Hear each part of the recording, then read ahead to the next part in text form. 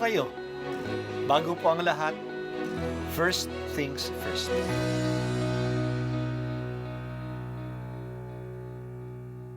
Good morning po. Sinisimulan po natin ngayon ang first things first. At dito po, tinatalakay natin sa unang bahagi ng umaga natin ay ang first readings na binabasa po sa banal na misa.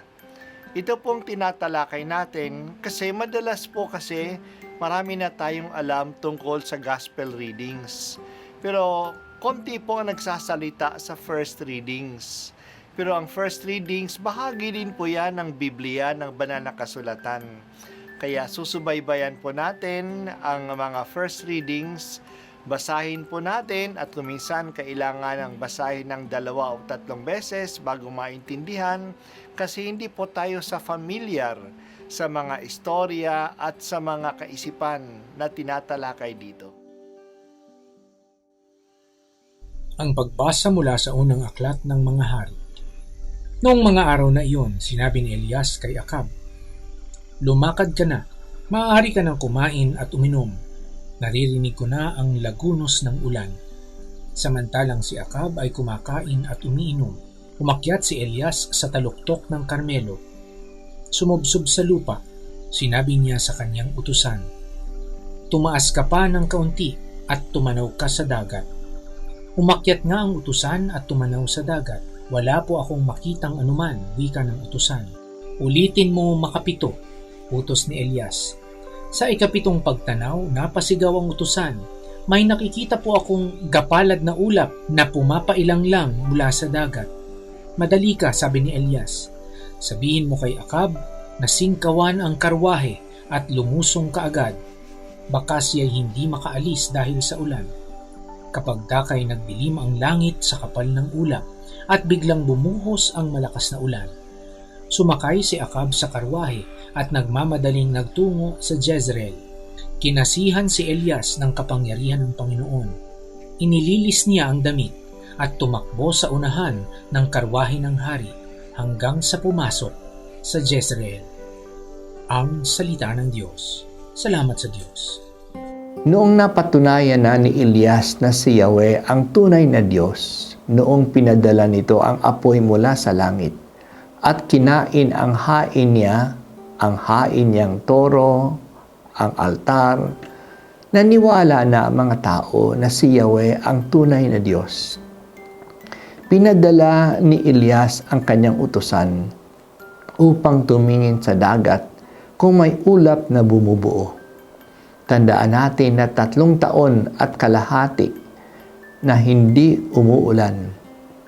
Sa ikapitong beses ng pag-akyat ng utusan ni Elias, nakakita siya ng maliit na ulap na kasing laki lang ng palad.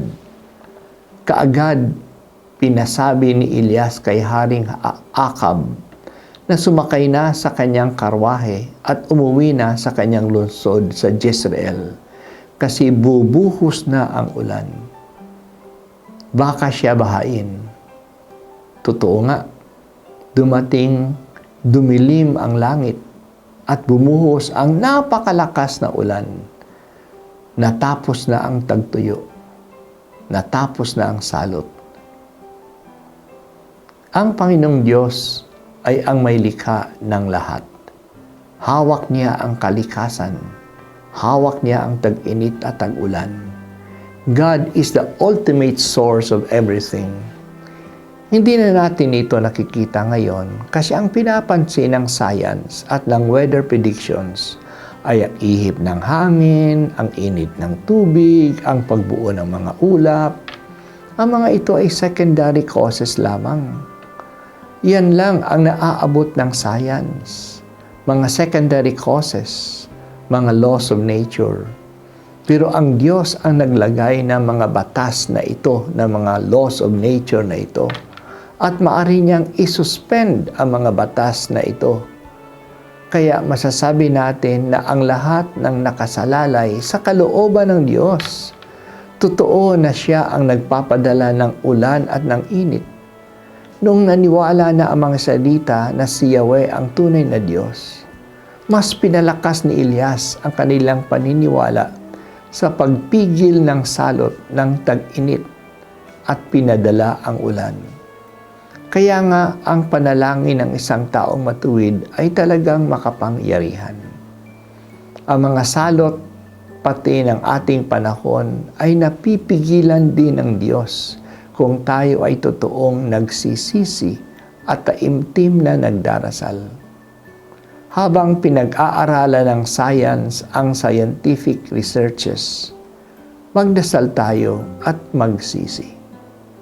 Ang Diyos lamang ang pinanggalingan ng science at kumikilos din siya sa paraan na hindi pa alam ng science. Nandiyan ang global warming. May mga scientific evidences na ito ay nangyayari na ngayon. May maraming mga researches na mga ginagawa ng tao ngayon. Ang ating lifestyle na wasteful ay nagriresulta sa climate change. Magdasal tayo at magbago na ang takbo ng ating lifestyle. Hindi pa huli kung may pananalig tayo sa Diyos na may hawak ng ating panahon. Naniniwala kami, Panginoon, na nandiyan ka pa rin, kumikilos sa aming panahon at kumikilos para sa ikabubuti namin. Taimtim kaming nananalig sa iyo.